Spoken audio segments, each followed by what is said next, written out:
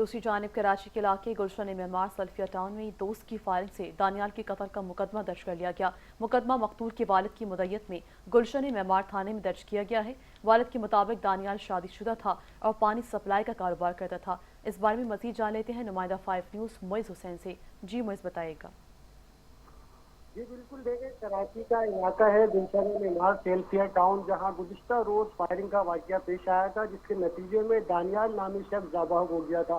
वाकये के बाद गुलशन मेमार थाने में कत्ल का मुकदमा मकतूल के वालिद की मुद्दत में दर्ज कर लिया गया है। एफआईआर के मुताबिक दानियाल शादीशुदा था और पानी सप्लाई का काम करता था।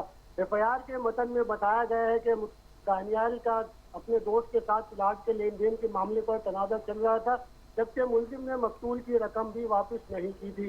मकतूल के वालिद का कहना है कि रकम की वापसी का तकाजा करने पर मुलजिम की जानिब से दानियाल को धमकियां भी दी जाती थी, जबकि वाकये के वक्त दानियाल अपनी दुकान पर ही मौजूद था। इसी दौरान मुलजिम दुकान पर आया और मुबैना तौर पर फायरिंग करके मौके से फरार हो गया।